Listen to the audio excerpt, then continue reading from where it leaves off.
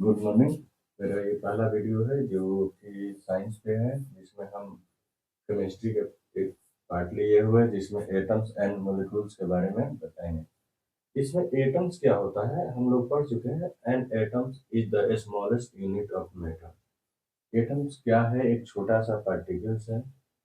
पहले ये माना जाता था कि इससे छोटा ये हो नहीं सकता, इसको डिवाइड नहीं, डिविजिबल नहीं हो सकता है, लेकिन बाद में पता चला कि एटम्स को भी डिविजिबल कर सकते हैं। जो डिवाइड करने के बाद एटम्स को डिविजिबल हुआ तो उससे हम लोग को प्रोटॉन मिला, इलेक्ट्रॉन मिला, न्यूट्रॉन मिला। जो सबसे पहले लैब में तैयार किए थे अर्नेस्ट रदरफोर्ड ने बताया था कि इसके एक न्यूक्लियस होता है, इसका न्यूक्लियर का खोज वहीं किए थे।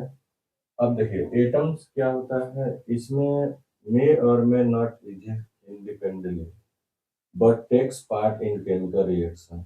ये या तो स्वतंत्र रह सकता है, नहीं भी रह सकता, में भी स्वतंत्र भी हो सकता है, नहीं भी हो सकता है, और केमिकल रिएक्शन में भाग ले सकता है।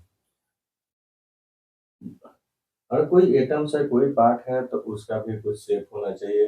याद रखें इसमें radius of an atom is atomic radius.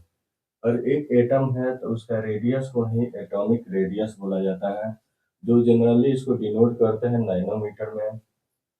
और इसका जो एटम्स का साइज होता है, जो साइज होता है वो स्फेरिकल होता है। अब मालूम है कोई भी स्फेरिकल है चाहे स्फेयर है तो उसमें रेडियस होगा, तो रेडियस को आर से डिनोट करते हैं। ये नैनोमीटर इसका यूनिट होता है। नैनोमीटर बहुत छोटा होता है 1 नैनोमीटर 10⁹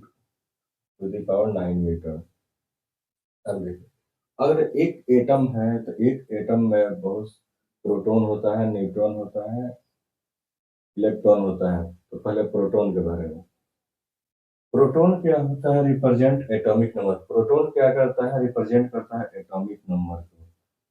और ये ध्यान रखेंगे, बहुत इंपॉर्टेंट ये भी है, प्रोटॉन पॉजिटिव होता है, इलेक्ट्रॉन नेगेटिव होता है, न्यूट्रॉन ना पॉजिटिव होता है ना नेगेटिव होता है, ये जीरो होता है। मालूम है कि जीरो नाइदर पॉजिटिव ना नेगेटिव नंबर है। ठीक है। अब प्रोटॉन का खोज अर्नेस्ट रदरफोर्ड ने किया था। ये बहुत इंपॉर्टेंट है, कॉम्पिटिशन में चाहे सब जगह पूछा जाता है। इलेक्ट्रॉन के खोज जे थॉमसन ने किया था और न्यूट्रॉन के खोज जेम्स चार्ल्विक ने किया था। और देखिए, अब प्रोटॉन का रिप्रेजेंट एटॉमिक नंबर, तो रिप्रेजेंट एटॉमिक नंबर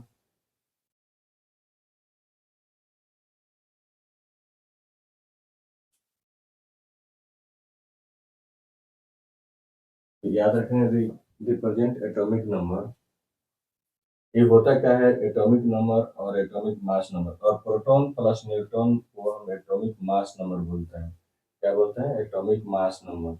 तो देखें कोई एक एटम दिया हुआ है और लिखा हुआ है atomic number, atomic mass number. तो नीचे हमेशा एटॉमिक नंबर लिखा जाता है, ऊपर एटॉमिक मास नंबर लिखा जाता है, कोई भी एटम कहीं दिया हुआ था।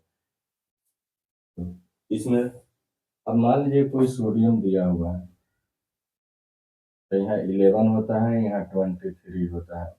अब कोई पूछे कि इसमें एटॉमिक नंबर क्या है, तो atomic number A atomic number हो गया, और एटॉमिक मास नंबर ए हो गया, 23 हो गया। Atomic number, atomic mass number 23। और इसमें कोई पूछे कि इसका न्यूट्रॉन क्या होता है, इसमें याद रखेंगे हमेशा कोई प्रोटॉन और न्यूट्रॉन हमेशा इक्वल होता है। कोई भी एटम हो उसमें प्रोटॉन इक्वल टू इलेक्ट्रॉन, ये लगभग मान सेम होता है। डिफरेंट क्या होता है? न्यूट्रॉन के मान पर मान। न्यूट्रॉन का मान क्या होता है याद रखेंगे फॉर्मूला। न्यूट्रॉन होता है atomic number, atomic mass number